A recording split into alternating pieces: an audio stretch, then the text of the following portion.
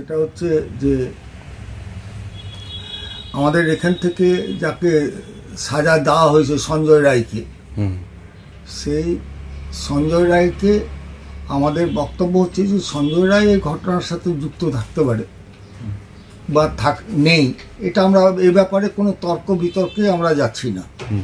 কিন্তু আমরা যেটা তর্ক বিতর্কে যাচ্ছি, যেটা যে এই কেসের সাথে যারা যুক্ত, আরো পেছন থেকে যারা সব যুক্ত, তাদেরকে কিন্তু কাউকে ধরা হয়নি। সিবিআইও চেষ্টা করেনি, ক্যালকাটা পুলিশও চেষ্টা করেনি।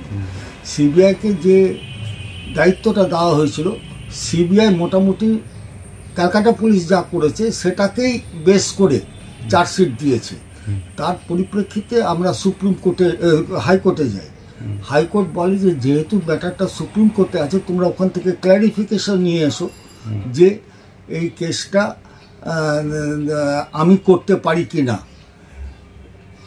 তার পরিপ্রেক্ষিতে সুপ্রিম কোর্টে আমরা মুভ করি। সুপ্রিম কোর্ট থেকে বলেছে যে আমরা পাঠিয়ে দিচ্ছি। তারই পরিপ্রেক্ষিতে 5 তারিখে ক্যালকাটা হাইকোর্টে হিয়ারিং আছে যে এটা এই কেসটা রিট্রায়াল করা যায় কি না, সেটা নিয়ে আমাদের এখন মেন লড়াই হচ্ছে যে এই কেসের সাথে যারা যারা যুক্ত তাদেরকে নিয়ে আসা এবং তাদেরকে শাস্তির ব্যবস্থা করা। এটা এর আগের দিন যখন হয়েছিল, সেদিন আর্গুমেন্টটা আমি করেছিলাম এবং লিখিত আর্গুমেন্টও দিয়েছিলাম। আমাদের সাথে আরও 2 জন আছেন, হ্যাঁ, আমরা করেছিলাম। করার পরিপ্রেক্ষিতে কোর্ট আমাদের অনেক বক্তব্য অ্যাকসেপ্ট করেছেন যে এই জিনিস সিবিআই করেনি, এই জিনিস পুলিশ থেকে করেনি। তারই সমস্ত কিছুকে এক জায়গায় পাঞ্চ করে আমরা হাইকোর্টে যাচ্ছি যে যাতে রিট্রায়াল হয় এবং রিট্রায়াল হয়ে যারা বাইরে আছে তারা যাতে এই কেসে আসে এবং তাদের শাস্তি যাতে হয়, তার জন্যই আমাদের এই মেন লড়াই।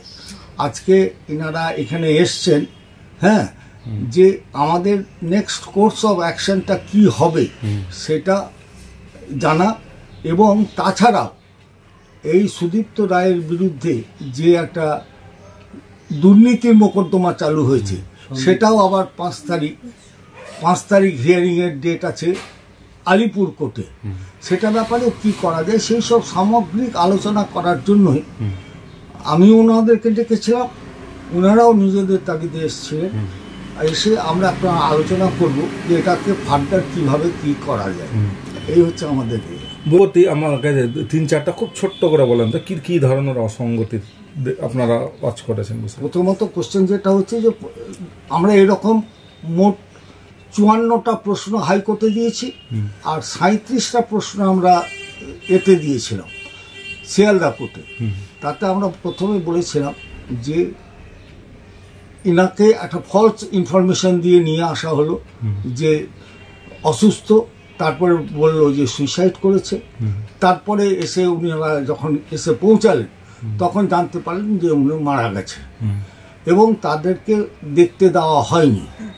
ইন দ্য মিন টাইম যারা জুনিয়র ডক্টরসরা একটা আন্দোলন করে বলে যে সুরতাল রিপোর্টটা যাতে কোনো জুডিশিয়াল ম্যাজিস্ট্রেটকে দিয়ে করানো হয়। জুডিশিয়াল ম্যাজিস্ট্রেট এসে সুরতাল রিপোর্টটা করেন এবং সুরতাল রিপোর্টে যে জুডিশিয়াল ম্যাজিস্ট্রেট যেভাবে করেন সেটা যদি দেখা যায় তাহলে দেখা যাবে যে আরও অনেকে ইনভলভড আছে এবং সঞ্জয় রায়ের ইনভলভমেন্টটা আমাদের কাছে এখন পর্যন্ত যা মনে হয়েছে একটা সাজানো হয়েছে যাতে আসল আসামিগুলোকে এখান থেকে বাদ দেওয়া যায় এবং সিবিআই তাদের সাথে যুক্ত হয়ে গেছে। এই হচ্ছে আমাদের মেন বক্তব্য।